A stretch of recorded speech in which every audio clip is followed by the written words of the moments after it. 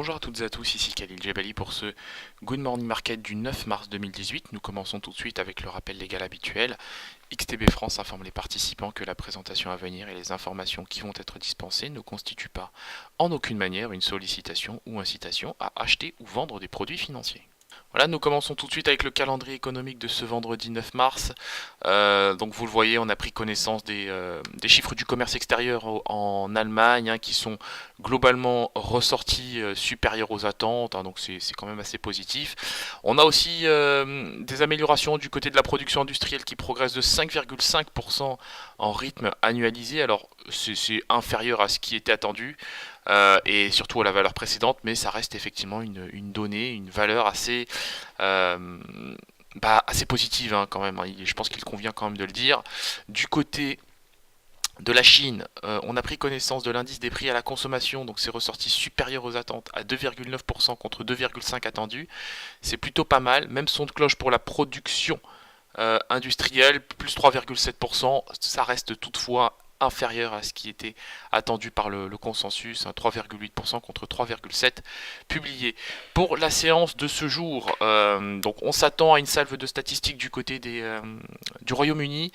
Donc il y aura pas mal de données, la production manufacturière, production industrielle, les chiffres de la balance commerciale. Donc c'est évidemment des datas qui vont nous intéresser dans le cadre, vous le savez bien, du Brexit. Ça va avoir un impact significatif sur la livre sterling. Et du côté des États-Unis, alors là, je pense que ça, c'est un peu la séance que tout le monde attend.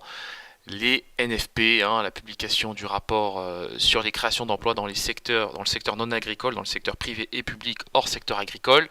Donc, c'est une donnée qui va littéralement faire la séance. Alors, sans grande surprise, c'est évidemment les chiffres des salaires qui vont faire la tendance aujourd'hui. Donc plus 2,8%, il ne faut pas décevoir, plus 2,8% en rythme annualisé, plus 0,2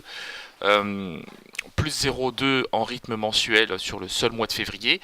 Donc c'est certainement, effectivement, comme je le disais, une donnée qui va avoir un impact majeur. On a vu qu'hier, Mario Draghi a envoyé l'euro-dollar dans les cordes. Je reviendrai sur le sujet dans une petite minute. Mais il se pourrait que le dollar se renchérisse davantage si on a une valeur publiée qui est au moins conforme aux attentes. Donc s'il n'y a pas de déception, ça pourrait effectivement profiter tout simplement au dollar et donc se faire tout simplement en défaveur de l'euro, de la livre sterling et bien évidemment du panier de devises de manière générale qui cote contre le dollar américain. Je le disais, effectivement, Mario Draghi a littéralement envoyé la paire euro-dollar dans les cordes hier, donc après une brève envolée au-dessus du niveau des 1,2430. On s'est replié sous le seuil des 1,2330, donc là pour l'instant on est même allé tester le seuil des 1,2290, on a réussi à tenir ce niveau de prix. On retrouve des couleurs au moment où je vous parle, puisque les prix essayent tant bien que mal de s'affranchir de la moyenne mobile à 25 périodes. Bon, pour l'heure on n'y arrive pas. On notera quand même la résilience des cotations autour du niveau des 1,2315, 1,2310. J'ai pas de véritable biais pour aujourd'hui sur la paire euro-dollar, j'attendrai plutôt la publication des NFP pour me prononcer sur cet actif. Nous nous quittons sur cette note, on se retrouve comme d'habitude aujourd'hui à 15h15 pour notre live trading, donc ce sera l'occasion de revenir sur les chiffres de l'emploi aux États-Unis sur cette semaine, de repasser en revue un certain nombre de trades qui globalement se sont tous très bien passés et effectivement de commencer à faire le travail préparatif de la semaine prochaine. Merci à vous et à tout à l'heure.